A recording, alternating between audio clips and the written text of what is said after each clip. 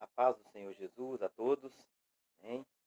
Gostaria de compartilhar com os irmãos esse estudo sobre o livro do profeta Oséias. Mais um profeta menor, na série de estudos sobre profetas menores. Voltando a lembrar, como eu tenho feito em todos os outros vídeos, Oséias, um profeta menor, não porque era menor que os outros, mas porque profetizou num curto período de tempo da história do povo de Israel. Amém? Eu gostaria de compartilhar com os irmãos, o livro de Oséias, ele está dividido basicamente em duas partes. Então, o livro de Oséias, ele fala, do capítulo 1, capítulo 1 até o capítulo 3, o livro se dedica à história da desobediência da esposa de Oséias. Depois, quando nós vamos para o capítulo 4, o capítulo 4 já começa a falar sobre a desobediência do povo de Deus. Então, é um momento onde o povo de Deus desobedece. Amém? Então, nós temos esse paralelo. Primeira parte, a desobediência da esposa de Oséias, e a segunda parte, a desobediência do povo de Deus. Então, o que tem a ver uma coisa com a outra? Então, eu gostaria de compartilhar com os irmãos, primeiro, o ambiente da época. Né? Os últimos 6 reis de Israel, eles foram especialmente ímpios e puseram pesados tributos, oprimindo os pobres, né? Adoraram ídolos e manifestaram total desconsideração a Deus. Então, esse era o ambiente da época. Um ambiente onde os reis de Israel eram pessoas que estavam se afastando da presença de Deus. Não tinham consideração para com Deus e se afastaram da presença do Senhor. E a mensagem principal do livro de Oséias: o povo de Israel pecara contra Deus como uma mulher adúltera trai o seu marido. Então nós temos esse paralelo no livro. Deus fala com Oséias, no contexto do que Oséias vivia. Amém? Assim como a mulher de Oséias o traía, o povo de Israel traía o Senhor. E Deus usa Oséias como profeta para trazer essa mensagem pela nação. Qual a importância da mensagem do livro de Oséias? Quando pecamos, nós interrompemos o nosso relacionamento com Deus. O pecado ele interrompe o relacionamento com Deus. Quebramos o nosso compromisso com Deus. Amém? E rompemos essa aliança. Deus ele é fiel, ele nunca rompe a aliança conosco. Mas o ser humano, ao longo da história, até os dias de hoje, ele está sempre quebrando o compromisso que ele assumiu com Deus. Então o livro de Oséias se divide nessas duas partes. Então eu gostaria que você se dedicasse ao estudo desses 14 capítulos com bastante calma. Então a primeira parte vai falar sobre a vida de Oséias.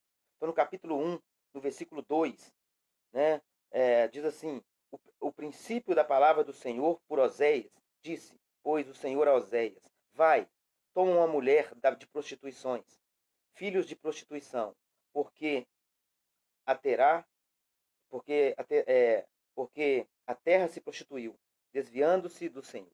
Então vai lá, Oséias se casa com essa mulher, que era uma mulher que não respeitava ele. Amém? E no versículo 3 diz assim: e foi se tomou Gomer, né, com a tradução correta, e filha de Diblaim, e ela concebeu e lhe deu filho. Então, Oséias casa nesse contexto com essa mulher que não o respeitava e trouxe muito sofrimento à vida de Oséias. E Deus, nesse contexto, Oséias sempre foi muito fiel a Deus. Deus fala ao coração de Oséias, mostrando que a situação que Oséias estava passando era a mesma situação que o povo de Israel estava vivenciando. Assim como a esposa de Oséias tinha quebrado a aliança com ele, Deus mostrava para Oséias que o povo de Israel estava rompendo a aliança com ele, principalmente o reino do norte. Nessa época o reino era dividido. Então esse é o ambiente da época do estudo do livro de Oséias. Eu gostaria que vocês estudassem, compartilhassem esse ensinamento. E Deus vai falando para Oséias quais são os motivos dessa quebra de aliança. E um fato principal, irmãos, é a falta de conhecimento a Deus. Nós quebramos o nosso relacionamento com Deus quando nós deixamos de nos comunicar com Deus.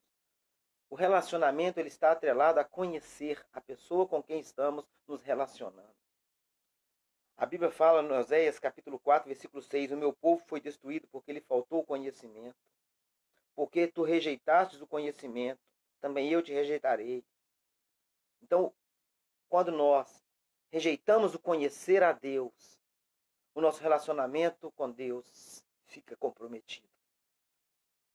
Não existe relacionamento, não existe intimidade sem conhecimento um do outro.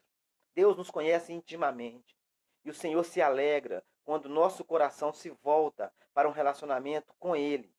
Amém? A esposa de Oséias, ela ia até aquela região ali, se envolvia com homens e causava profunda tristeza ao coração. Assim como o povo de Israel buscavam ídolos, se prostituíam espiritualmente, porque a prostituição na Bíblia, ela também tem um significado espiritual, físico também, mas também espiritual. Quando nós nos voltamos para ídolos, quando nós colocamos prioridades no lugar de Deus, tudo aquilo que nós colocamos no lugar de Deus no nosso coração se torna idolatria e nós nos prostituímos, erramos.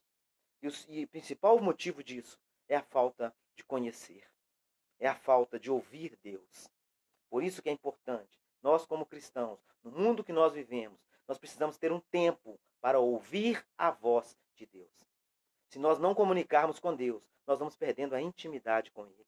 É que nem uma pessoa, um amigo, uma pessoa próxima, que você sempre conversa, que você sempre dialoga, que você está sempre com intimidade com essa pessoa, e aí você não vê mais essa pessoa, não liga mais para ela, não conversa mais com ela, não senta mais para conversar, para falar, para se abrir, para ouvir. Quando você encontra essa pessoa novamente, você percebe que existe um abismo entre vocês, porque você não conhece mais aquela pessoa. Muitas coisas aconteceram. E assim somos nós.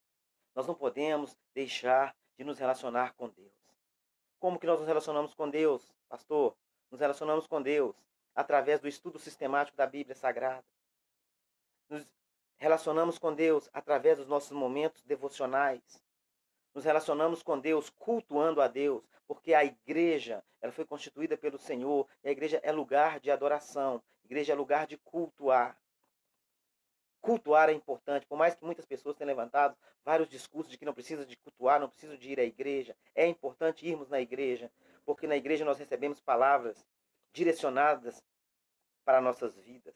Quando nós estudamos a palavra de Deus sozinho, nós podemos correr o risco de ter falsas interpretações da Bíblia e podemos sim nos afastar da comunhão e da intimidade com Deus, porque nós somos falhos e limitados. Por isso que a Bíblia fala que o Senhor ele levantou pessoas para nos ajudar na igreja. Amém? Então, relacione com Deus, se aproxime de Deus. Outra forma de nos relacionar com Deus, nos relacionar com os nossos irmãos. Seguir a paz com todos e a santificação, sem a qual ninguém verá o Senhor. Está lá no livro de Hebreus, quando você lê o livro de Hebreus, você vai ver a importância do relacionamento com a igreja, com os irmãos. E no livro de Oséias, ele nos traz esse ensinamento. Deus fala com Oséias que o povo estava distante dele, como uma mulher que abandona o seu marido e não respeita a aliança do casamento. Nós estamos aguardando Jesus Cristo. A igreja, a noiva do Senhor, aguarda o momento que será de se encontrar com o Senhor. O momento que o Senhor nos chamará para encontrarmos com Ele. E devemos estar preparados, conhecer a Deus, para que a nossa intimidade esteja cada vez mais profunda. Quando nós vemos no versículo 3, indo para o capítulo 6, no livro de Oséias, Deus nos ensina que a intimidade ela tem que ser constante. O diálogo tem que ser constante. O relacionamento tem que ser buscado. Oséias capítulo 6, versículo 3. Conheçamos e prossigamos em conhecer o Senhor. Conheçamos e prossigamos em conhecer. O relacionamento se torna forte, se torna sólido, quando nós conhecemos, mas quando nós prosseguimos em conhecer. Deus nos conhece profundamente, mas nós precisamos também conhecer mais a Deus. No livro de Tiago, Tiago nos ensina, chegai-vos, pois, a Deus, e Ele se chegará a vós. Então, Deus já nos conhece intimamente, Ele se alegra quando nós nos relacionamos com Ele, e sem rompermos essa aliança. Busque a Deus. O livro de Oséias nos traz uma mensagem profética, a importância de buscarmos o conhecimento de Deus. Quem é Deus para a nossa vida? Versículo 6, Oséias 6,6. Misericórdia, porque eu quero misericórdia e não sacrifício, e o conhecimento de Deus mais do que o holocausto. Então, o povo, muitos estavam preocupados com o que fazer, com o que sacrificar. e não queriam conhecer a Deus. Não queriam conhecer a Deus, ouvir a Deus. E hoje nós vivemos momentos dessa forma. Muitos querem se envolver com as programações, muitos querem se envolver com muitas atividades, mas poucos querem sentar e ouvir a voz de Deus. Poucos querem conhecer. Misericórdia quero ir no holocausto. Muitas das vezes, obedecer é melhor do que sacrificar. Amém? Porque no versículo, quando nós vamos para o versículo 7 do capítulo 8, Oséias 8, versículo 7, aquele povo estava semeando ventos, estavam colhendo tormentas. Quantas das vezes as pessoas se afastam de Deus e começam a semear ventos na sua vida? Quem semeia vento, colhe tempestade. Oséias 8, 7. Porque semearam ventos e colheram tormentas. Não há seara, a erva não dará farinha, e se der, tragá-la aos estrangeiros. Irmãos, se o Senhor não edificar a casa, tudo é inútil. Tudo é inútil. A nossa vida é feita de prioridades. E a nossa vida, nós devemos zelar pela nossa vida espiritual. Como que nós zelamos pela nossa vida espiritual? Buscando conhecer a Deus. Quando nós conhecemos a Deus, nós temos uma palavra para a nossa família. Quando você conhece a Deus, você tem uma palavra para os seus filhos. Uma palavra diferente do mundo. Uma palavra que traz estrutura. Uma palavra que traz legado. Qual a diferença entre legado e herança? Legado é tudo aquilo que você deixa em alguém. Herança são as coisas que você deixa para alguém. O legado você deixa dentro. A herança são as coisas que você deixa. Procure conhecer mais de Deus. Jesus Cristo nos deixou um legado. A palavra, Jesus Cristo nos deixou uma estrutura que arde dentro de nós. É a palavra de Deus, o Espírito Santo. O legado que você vai deixar para a sua família. Então procure conhecer a Deus, porque a família foi criada por Ele. E Ele vai te ajudar. Talvez nós mudamos as prioridades e trilhamos caminhos de turbulência, caminhos de vento. Oséias estava passando por momentos difíceis. Para finalizar o texto, finalizar o estudo, depois você vai ler com calma esses 14 capítulos. Exortação ao arrependimento e promessa de perdão. Oséias 14. Converte-te, ó Israel, ao Senhor teu Deus, porque pelos teus pecados tem caído. Tomai convosco palavras e convertei-vos ao Senhor. Dizei-lhes, expulsa toda iniquidade e recebe o bem. E daremos como bezerros os sacrifícios dos nossos lábios. O Senhor que é o sacrifício dos nossos lábios. Versículo 4. Eu sararei a sua perversão, eu voluntariamente o amarei, porque a minha ira se apartou deles. Versículo 9, para finalizar. Quem é sábio para que entendam essas coisas? Prudente para que saiba? Porque os caminhos do Senhor são retos, e os justos andarão neles, mas os transgressores neles cairão. Os caminhos do Senhor são retos. Então, assim como Oséias buscou restaurar o seu relacionamento com Gomer. Oséias não havia falhado, mas Gomer havia falhado. Assim é o nosso relacionamento com Deus. Deus não falha. Deus é fiel e não há sombra de variação nele.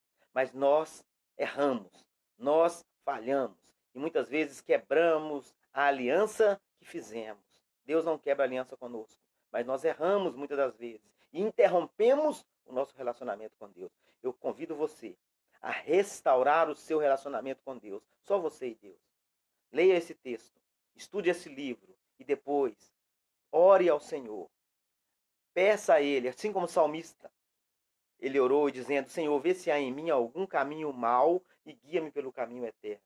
Eu não sou juiz da sua vida, mas você conhece você. E o Espírito Santo de Deus, Ele te conhece. Leia o livro, leia a palavra e se volte para o Senhor e busque um relacionamento com Deus, para que as alianças que você fez com Deus, você possa levá-las até o fim, porque aquele que perseverar até o fim será salvo. Um forte abraço a todos, a graça e a paz do Senhor Jesus esteja com o seu lar, com a sua família, no nome de Jesus Cristo.